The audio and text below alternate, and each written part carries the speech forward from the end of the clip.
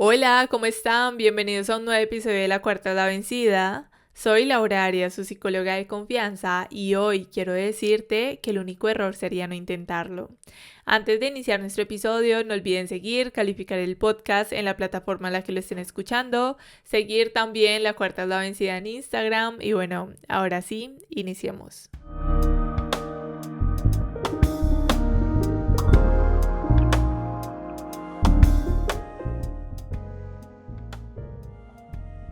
Oigan, yo quiero preguntarles ¿hace cuánto no toman un riesgo en su vida?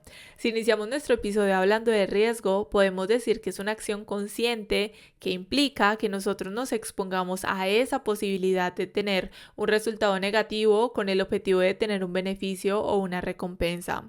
Como tal, hacen parte de nuestra vida y de nuestras decisiones, y el que nosotros podamos gestionarlo efectivamente nos ayuda un montón en el área que estemos llevándolo a cabo.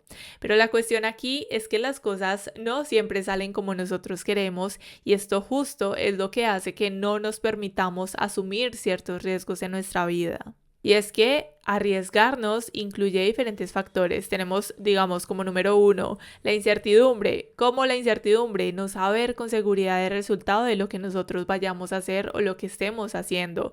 Dos, la exposición, que se refiere a cómo nos va a afectar ese riesgo en nuestra vida.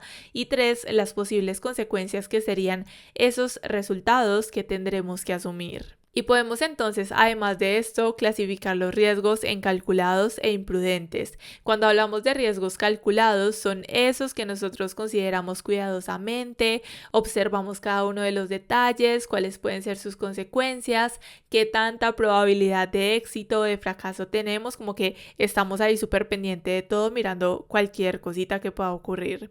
Y los riesgos imprudentes son esos que nosotros decimos: no me importa, me voy de cabeza al vacío, no sé qué tan profundo puede ser, pero básicamente no mido, no evalúo cuáles son las consecuencias, me lanzo y ya. Eso, súper simple. Y si lo vemos desde ese lado, podríamos pensar como que bueno, ojalá fuera tan sencillo decir, ok, este riesgo que yo voy a asumir o que estoy pensando en asumir, ¿será que es imprudente? ¿Será que es calculado? ¿Qué tan necesario es que esto sea calculado? ¿Qué tanto lo puedo hacer de forma imprudente? Ojalá fuera tan sencillo, pero si nosotros vemos bien de cerquita, tenemos otras áreas que intervienen en el nosotros tomar riesgos. ¿Cómo qué? Como cuestiones personales, profesionales, financieras, creativas. Básicamente, lo que yo les quiero decir por aquí es que en todo lo que nosotros hacemos en nuestra vida estamos tomando riesgos y hay riesgos que claro que sí, vuelvo y digo, incluyen el que tengamos una planificación, en el que podamos conocer ciertas estadísticas, pero aquí la noticia, no sé si no tan positiva, es que resulta que no siempre el tomar riesgos y el resultado va a depender de nosotros. Por más que tú lo quieras controlar, por más que tengas toda la estadística, no siempre va a depender de nosotros. Tenemos diferentes factores alrededor que claro que sí pueden complicar la situación, también pueden ser de ayuda, pero sabemos que nuestra mente es complicada, a veces como que nos molesta un poquito, como que nos dice no, yo no te voy a dejar vivir en paz, yo te quiero molestar un rato, entonces nos dice vamos a ignorar todo lo que puede ser de ayuda en esta situación, en este riesgo, y nos vamos a enfocar nada más en todo lo que pueda complicar la situación. Y es por esto mismo que nos cohibimos tanto de asumir ciertos riesgos. Así que desde aquí lo primero que nosotros debemos de tener en cuenta es empezar a soltar el control, porque vuelvo y digo, por más que tú planes una situación y le mires todos los lados, cuando asumes riesgos, sí o sí sueltas el control. Y sabemos lo difícil que se nos hace poder soltar ese control. Pero desde aquí yo quiero decirte, Amix, que tomar riesgos resulta ser una parte esencial de nuestro crecimiento en muchas áreas de nuestra vida. Te voy a poner un ejemplo y desde ahí yo sé que te voy a hacer pensar un poco, y es que no fue hasta que tú soltaste ese trabajo matador por otras oportunidades que pudiste encontrar algo que te hacía sentir bien. No fue hasta que terminaste esa relación tormentosa que pudiste encontrar esa persona que te acompaña al día de hoy y que fue una de las mejores decisiones en tu vida. O quizá no fue hasta que terminaste esa relación tormentosa, te aventaste a conocerte un poco mejor, que descubriste que no necesitabas a nadie más. Y no fue hasta que decidiste ser vulnerable y pedir ayuda que te diste cuenta de esa red de apoyo que tenías y de quiénes realmente estaban para ti.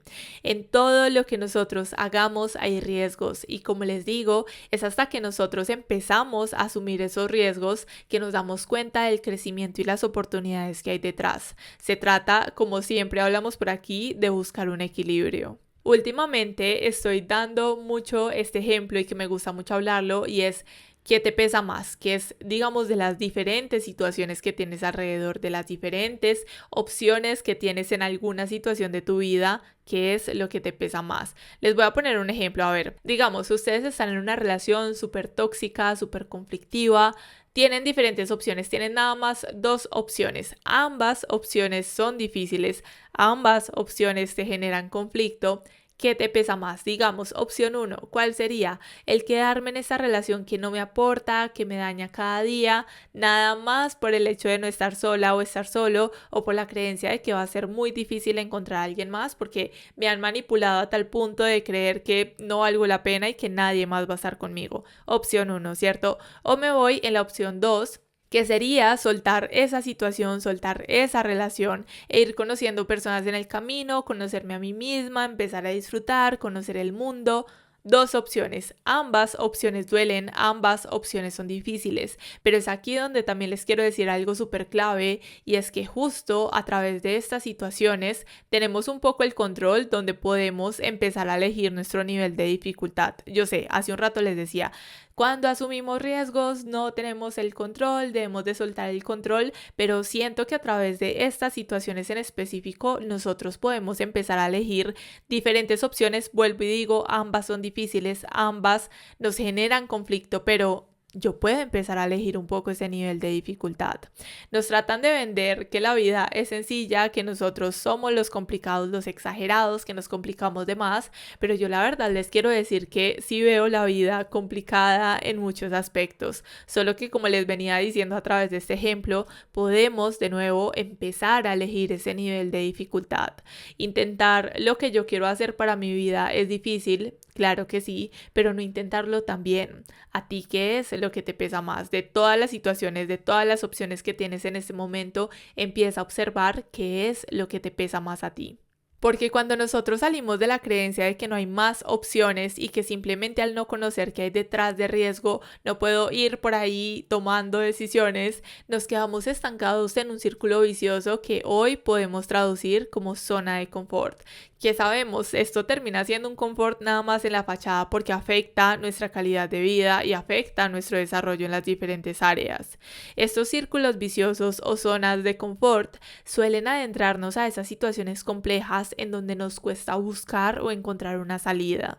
Les voy a contar un poco sobre este ejemplo que yo ponía hace unos días sobre la zona de confort. Digamos, vamos a imaginar o vamos a recordar esta escena de Alicia en el País de las Maravillas. Esta escena en donde ella se cae en este hoyo, llega al fondo del hoyo, hay un montón de puertas alrededor, ella ve unas llaves en esta mesita que hay al centro del lugar donde ella está y empieza súper desesperada a abrir todas las puertas. Ninguna puerta abre, luego observa de que hay una puerta muy pequeña y que justo en la mesa hay ciertas instrucciones donde tiene que tomarse un líquido para ser pequeña y pues para poder abrir esta puerta. Entonces, digamos que basándome en esta escena de Alicia en el País de las Maravillas, yo puedo ver la zona de confort como si la cambiáramos totalmente, o sea, si no como esa Alicia que resolvió, que abrió las puertas, que revisó todo, que siguió instrucciones, sino como que es Alicia teniendo todas las puertas, teniendo todas las llaves, teniendo, como les digo, esas instrucciones, aún así decidiera no intentar abrir ninguna porque son muchas y no tengo ni idea por cuál iniciar, o que no hubiera tomado este líquido que tuvo que tomar para ser más pequeña y abrir esa puerta que era chiquita, porque quizá no, donde yo me tomé eso me va a hacer daño. Entonces mejor me quedo por aquí sentada esperando a que esas puertas se abran mágicamente o que alguien llegue a ayudarme. Yo lo veo así, no como esa Alicia que resolvió y que se movió y que siguió instrucciones, sino como una Alicia que se hubiera quedado ahí sentada y básicamente la película ahí hubiera hubiera terminado. Así les digo que veo la zona de confort, un lugar donde aunque tengamos las herramientas al alcance, no buscamos una salida. Y esto les quiero decir que es en todo, relaciones, situaciones familiares, laborales y hasta con nosotros mismos. Y es justo cuando nos damos cuenta que esa salida implica que nosotros podamos dar un paso hacia atrás y observar bien el panorama, ceder ante situaciones que nos cuestan muchísimo y hasta cambiar nuestra actitud. Como siempre hablamos por aquí en nuestro podcast, cuando cambiamos la forma de ver las cosas cambian aunque nada cambie. Y es que el no cambiar la forma de ver las cosas sabemos que es el camino más sencillo, porque voltear la cabeza, mirar desde otro ángulo, dar un paso hacia atrás, como decíamos hace unos segundos, exige que nosotros demos más de lo que damos normalmente, que nos esforcemos un poco más y en ocasiones que hagamos ciertos sacrificios.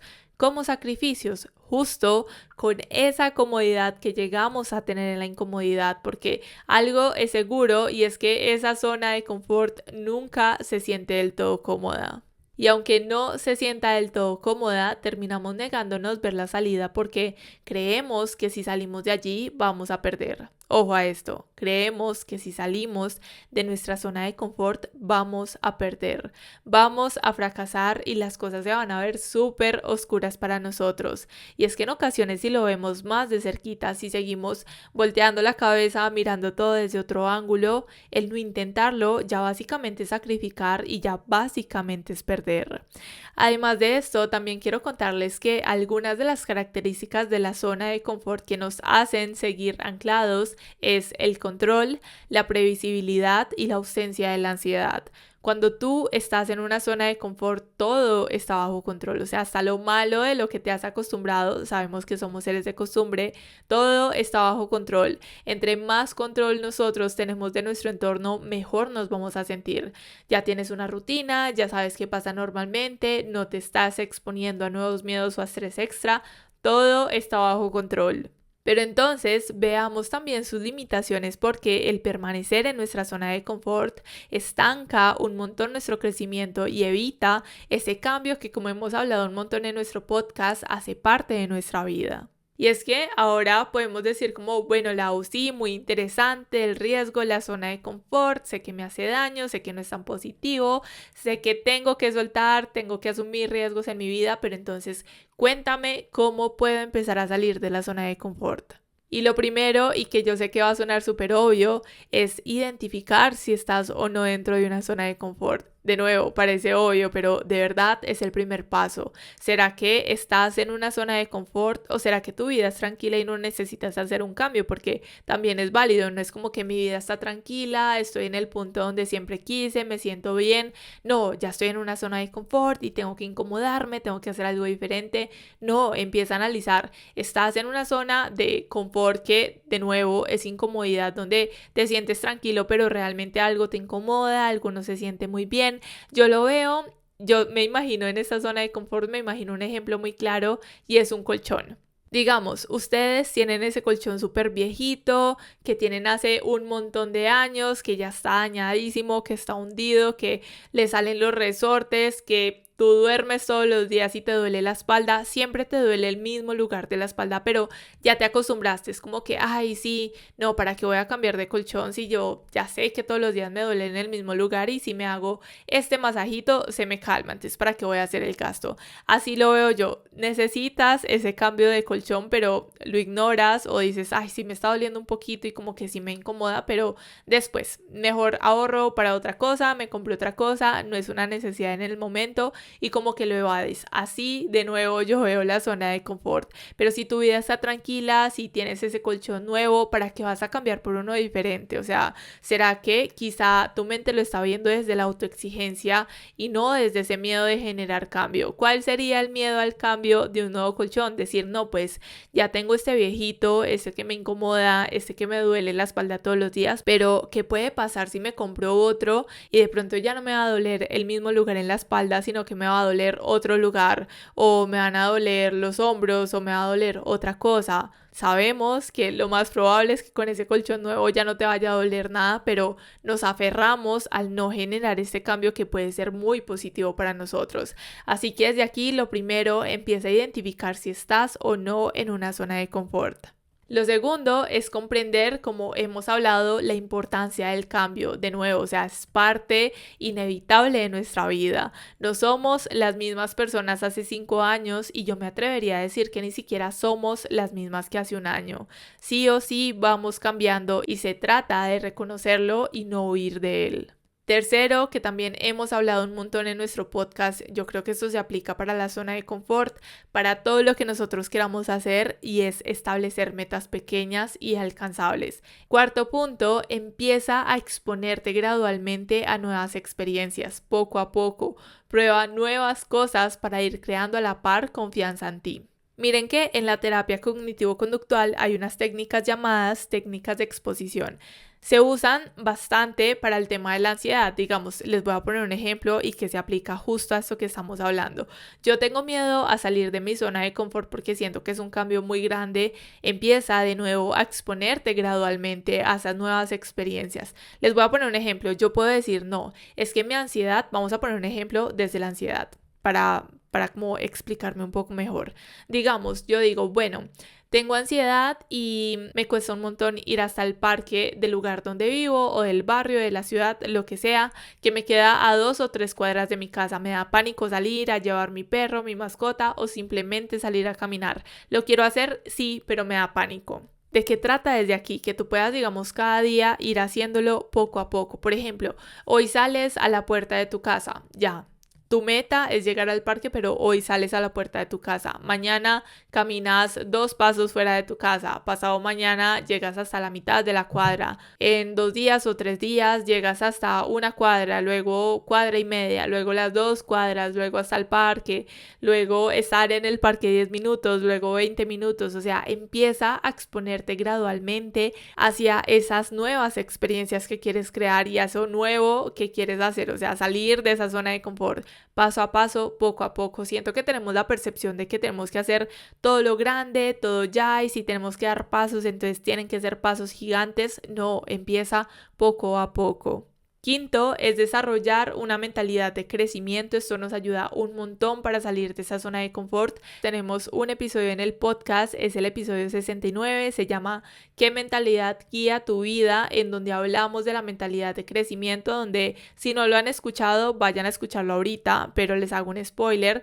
¿De qué trata? De que el esfuerzo y el aprendizaje sean caminos para la mejora de nuestra vida. Básicamente eso, pero vayan a escuchar el episodio si no lo han escuchado, y si ya lo escucharon y no sacaron desde ahí una información que puedan recordar, vayan y lo escuchan de nuevo. De verdad, lo pueden complementar un montón con esto que estamos hablando hoy. Y sexto, tenemos practicar la autocompasión. Tratarte a ti mismo con amabilidad y con comprensión te va a ayudar un montón a salir de esa zona de confort. Siento que en la zona de confort también nos ancla un montón este juicio o esta autocrítica de no lo vamos a hacer bien, de para qué lo intentamos. Entonces, practicar de nuevo la autocompasión te puede ayudar a reducir el miedo y a reducir esa resistencia al cambio. Con esto que les acabo de decir, quiero hablarles un poco de un video que vi hace unos días y que la verdad es que me hizo reflexionar un montón y me impactó bastante. Resulta que estaba un día normal, súper tranqui, viendo TikTok, y me apareció un video donde estaba un hombre graduándose de psicología, de mi misma universidad, en donde pues mostraba el diploma, todo normal, súper feliz graduándose, y luego aparecía otro video de él trabajando en algo totalmente diferente, haciendo alusión de que pues no ha podido o no ha tenido la oportunidad de ejercer. Me puse en la tarea de revisar los comentarios. La verdad, habían un montón. Yo creo que como mínimo habían unos 500 comentarios. Absolutamente todos me los leí. En donde unos culpaban la universidad de la que salió porque no es la más cara ni la más reconocida. Otros culpaban al país. Otros culpaban a las ofertas laborales. Y otros hasta culpaban a la persona de haber estudiado psicología. O sea, pude notar que al menos el 70 u 80% de comentarios estaban buscando un culpable. Y desde mi experiencia, que ojo, no voy a decir que es la de todos porque tenemos historias diferentes, desde mi experiencia y mi forma de ver la vida, puedo decir que ahora nosotros debemos crear nuestras propias oportunidades. Si tú tienes el apoyo de alguien, de tu pareja, de tu mamá, de alguien cercano, de cualquier persona, un apoyo que te impulsa, que te motiva a salir adelante, yo digo que con eso tú ya tienes una gran herramienta para crear algo y para salir de esa zona de confort. Les comparto el por qué digo esto, y es que a raíz de este video yo me puse a pensar que justo cuando yo me gradué de la universidad me enfrenté a la realidad de que si buscaba trabajo tenía dos opciones. Una, no conseguir, o dos, tener algo súper mal pago. ¿Por qué? Porque no tenía palanca política, porque no tengo muchos conocidos, porque no tengo amigos, porque no tengo familia, o sea, no tenía a nadie para apoyarme y poder conseguir oportunidades allá afuera. Entonces, partiendo de esto, yo tenía dos posibilidades que eran mucho más realistas. Una, dejar a un lado la carrera y trabajar en algo más, o dos, crear mis propias oportunidades que, claro, que sabía que iba a tomar tiempo. ¿Cuánto tiempo? No tenía ni idea, pero sabía que eso se demoraba porque era básicamente empezar de cero. Y fue justo donde empecé a crear el podcast, hice otro creyendo que era súper fácil, que solamente era grabar un tema X y ya, pero me di cuenta que no, que se necesitaba planificar los temas, investigar, leer, conseguir mejores herramientas y tener conocimientos básicos de cómo crear un podcast.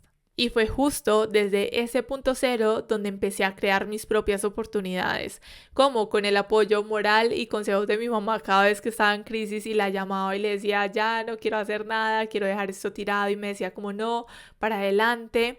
Y con el apoyo del día a día de mi novio, la verdad es que pude también llevarlo a cabo. Yo les digo, como les decía hace unos segundos, que si ustedes están en ese momento cero y tienen un apoyo alrededor, sea la mamá que les da el consejo, no tiene que ser como esa persona que los mantiene económicamente, que les den todo, como que bueno, tú tranqui, yo te pago las tarjetas, o sea, no me refiero a eso con apoyo, yo me refiero a alguien que te impulsa, que te dice, dale, tú puedes, que te mueve, que te da ideas, que te da opciones. Para mí eso ya es un apoyo gigante, y si ustedes tienen eso de alguien, de verdad, aprovéchenlo y empiecen a crear lo que ustedes quieren crear. Yo les he contado que gracias a este espacio, que lo inicié como una forma de hablar de temas de salud mental porque me encanta la psicología educativa y enseñar, con la proyección de que a través de esto algún día iba a crear talleres, iba a poder generar ingresos a partir de ello, me he encontrado en el camino con algo mucho más grande, con personas preciosas que aman este espacio seguro y que me permiten acompañarlos en el día a día, con otras que al sentirse bien conmigo y con lo que yo comparto, deciden iniciar un proceso psicológico conmigo, y que ahora la verdad no me alcanzan los espacios del día para poder iniciar con todos los que me escriben y me dicen como Lau, dame la información, quiero iniciar terapia, y con todos los que estamos por aquí creando una comunidad y básicamente preocupándonos por nuestra salud mental. Pienso que esa es la meta número uno, el nosotros trabajar en nuestra salud mental, más allá de lo que sea, trabajar en nuestra salud mental. Y como les digo, o sea, yo creo que la Laura de hace un año se lo imaginó, pero como algo demasiado lejano. O sea, yo no me imaginaba que en un año tantas personas iban a escuchar el podcast, tantas personas iba a tener por aquí. Yo me lo imaginaba como algo súper lejano. Y yo de verdad les cuento todo esto no como una forma de decir, ay no, es que yo pude y pues los demás tienen que hacer lo mismo y punto, y si no lo hacen están mal, sino como una manera de compartirles un poco de mi historia para expresarles que necesitamos dar pasos fuera de esa zona de confort para poder avanzar, para poder darnos cuenta si eso que tenemos en nuestra mente es posible allá afuera, o que quizá necesitamos reacomodar ideas. Sin ese primer intento de podcast terriblecito que hice hace un tiempo, no me hubiera dado cuenta que necesitaba hacerlo diferente, y si me hubiera quedado en el primer intento fallido, no estaría por acá con ustedes hablando al día de hoy, que sigue siendo, yo sé que un proyecto de bebé que va creciendo cada día, pero realmente ustedes no se imaginan lo agradecida que vivo con cada uno. Hace unos días vi un comentario comentario en YouTube que alguien dejó que decía como: Lau, creo que no te das cuenta o no dimensionas lo mucho que ayudas a quienes te escuchamos, y yo les digo que ustedes no se dan cuenta o no dimensionan lo agradecida que yo vivo porque me permitan ser parte de sus días, el que me den la oportunidad de estar allí, de acompañarlos. Pero bueno, creo que ya me estoy desviando un poco de la historia que les estaba contando, y es de nuevo crear nuestras propias oportunidades, y es aquí donde justo viene otra cosa, y es el creer. Óiganme muy bien, creer en nuestras ideas y en nuestros proyectos. Vemos como todo allá afuera ya está creado y nos desmotivamos un montón porque esas ideas ya están, y pues para qué vamos a saturar más el mundo con lo que queremos hacer, o que simplemente no nos van a dar la oportunidad porque hay gente mejor. Y Amix, obviamente, o sea, yo quiero decirte, claro, posiblemente hay gente que hace todo mejor que nosotros, que es más tesa, que tiene más conocimiento, pero aquí es donde yo te quiero dar la clave, y es que ninguno tiene el poder de ser tú, y eso ya marca full la diferencia. Podcasts de salud mental hay muchísimos, más conocidos y hasta mejor hechos. Psicólogas hay demasiadas y con más estudios, pero la verdad es que no son la cuarta la vencida, y para mí eso ya es algo que abrazo cada día y que me permite ocupar mi espacio y andar en el camino que me pertenece. Igual tú, nadie lo hace como tú lo puedes hacer o como tú lo vas a hacer. Una frase que yo veo en internet y que puede sonar como muy del montón, pero que para mí tiene muchísimo poder, es esta de: si está en tu mente es porque tienes toda la capacidad de hacerlo. La verdad es que yo lo creo totalmente, o sea la idea que tú tengas, es valiosa y debes abrazarla como ello. Si quizá la llevas a cabo y no resulta ser lo que tenías en mente, permítete transformarla y crear algo desde allí, que sea algo que tú hagas en el camino, pero que no esté influenciado por las percepciones de otras personas. Siento desde aquí les quiero decir que le tenemos muchísimo miedo a lo que digan los demás. En mayor o menor medida está ese susto de que lo que nosotros hagamos no le guste a nadie o que genere un impacto negativo o de burla para los demás. Pero más allá de esto, yo te quiero decir que lo estamos desviando un montón hacia el público que no tiene nada que ver. Si tú eres pastelera y tienes una idea alrededor de ello, Amix, no vayas a preguntarle a tu mecánico si es una buena idea o no. Quizá como un futuro cliente estaría bien, pero no como la base, la validación y el valor inicial de tus ideas. Eres tú quien debe darle ese valor, no lo que tengan por decir los demás. Eres tú la persona que va a trabajar por ello, eres tú la que va a estudiar, eres tú la que va a sacrificar cosas en el camino, no los demás. Cuando yo inicié el podcast, muchos me hacían estos comentarios como: ay, pero ¿eso qué o qué? O también cuando empecé a subirlo a mis redes, tuve conocidos que me escribían algunos comentarios un poco pasivo-agresivos como de: ay, qué valiente eres, de que hagas cosas que den vergüenza, y yo como que bueno, muchas gracias. Y otros que también llegué a tener conocidos que subían imágenes en sus estados a modo de burla, y que claro que sí, me caía al 100% porque si tú me sigues y yo sé que estás haciendo X cosa y que ves mis estados, yo simplemente no voy a subir cosas a modo de burla de eso. O sea, pues para mí la verdad no tiene mucho sentido hacerlo sin una doble intención. Pero al final del día tienes que simplemente ignorar lo que tengan por decir. Finalmente eres tú, nadie más. Y esas mismas personas que hacen comentarios y que se burlan, cuando ven que lo que tú estás haciendo despega o le va bien, son los primeros en felicitarte y en preguntarte cómo lo estás haciendo, porque ellos también quieren. Y pues Amix, ni al caso. Para mí, si tú haces algo y las personas a tu alrededor se burlan o no te apoyan, es el reflejo de sus propias inseguridades que ni siquiera tienen nada que ver contigo. No tienes que pedirle permiso a nadie para sacar tus ideas y tus cosas adelante si no le haces daño a nadie. Tú simplemente dale y continúa con tu camino. Pero aquí es donde nos encontramos otro factor más complicado, y es que bueno, listo, sabemos, la tenemos clara, ignoramos los que nos rodean, sus comentarios, pero entonces cuéntame, ¿qué hago conmigo misma? ¿Qué hago conmigo mismo? Si finalmente soy yo la que termina siendo su propia hater, su mayor hater. Si nosotros revisamos de cerquita este autosabotaje, vamos a poder observar mucho miedo, y en específico miedo al fracaso, que también yo Yo puedo decir que es miedo a lo desconocido y hasta miedo al éxito, porque estamos tan acostumbrados a que las cosas no salgan muy bien o que quizás salgan después de esperar todo lo peor. Es como que, ay, sí, salió bien, pero pues como yo esperaba lo peor, pues ahora sí me relajo y lo disfruto, que nos cuesta un montón pensar desde el día cero que todo va a salir bien. Y como hemos hablado, el miedo es una emoción básica del ser humano. Si hablamos específicamente de este miedo al fracaso, podemos encontrar diferentes factores en él. ¿Como qué? Como de tipo evolutivo, porque en el pasado y a través de la historia del ser humano, cometer ciertos errores podía generar consecuencias muy graves para nuestra supervivencia. Entonces esto se creó en nosotros como un mecanismo de autoprotección.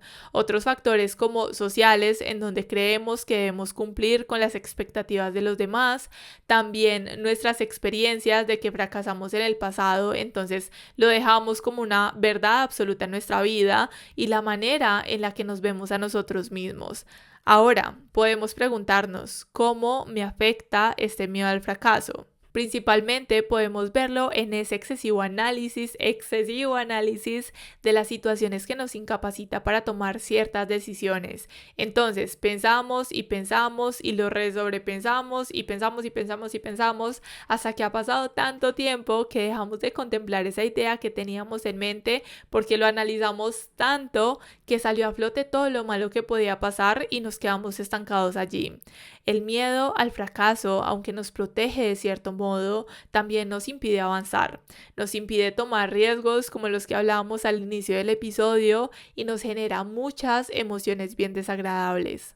Pero si lo miramos más de cerquita, vamos a poder ver que en ese miedo al fracaso o como tal en el miedo hay dos vertientes. Una, el miedo real, que es una respuesta emocional de una amenaza que existe, o sea, básicamente estamos frente a un peligro inmediato. Un ejemplo, que sería, digamos, ustedes van en un carro, está lloviendo horrible, no pueden ver bien, adicional la carretera está en muy malas condiciones, podemos decir como que bueno, no es la situación más tranqui y aunque yo puedo llegar bien a mi destino, aunque no puede pasar nada, es un peligro que está presente. El miedo real te protege y activa una respuesta de lucha o huida que te prepara para lo que pueda pasar. Pero el problema aquí se da cuando estamos frente a un miedo imaginario, que esta justo es la otra vertiente, donde tú tienes esa misma respuesta emocional de amenaza, pero realmente no hay algo presente que tú digas como, bueno, tengo que huir, tengo que luchar porque esto justo me está pasando. Un ejemplo que podría ser, como lo que hemos hablado el día de hoy, tener una idea maravillosa y tener desde el día número 1 esa certeza de que todo va a salir mal, de que va a ser un fracaso total y que sin siquiera hacer nada alrededor ya generas este tipo de respuesta. Y desde aquí entonces podemos empezar a preguntarnos como, bueno, entonces, ¿qué puedo hacer respecto a ese miedo? Y hay algo que a mí me encanta preguntar y es, ¿qué es lo peor que puede pasar? O sea, imagínate lo peor de lo peor de lo peor. Y me pasa que hago esta pregunta y me dicen como, bueno, Lau, lo peor es X cosa. Y yo como que, ok, listo. Si esa X cosa ocurre, ¿qué es lo peor? Ah, ok, esto. Bueno, y si eso también ocurre, ¿qué es lo peor? O sea, busca lo peor de lo peor de lo peor. Y he tenido ocasiones en donde la respuesta es, lo peor que puede pasar es que aprendo y resulta que si lo miro bien de cerquita es algo bueno.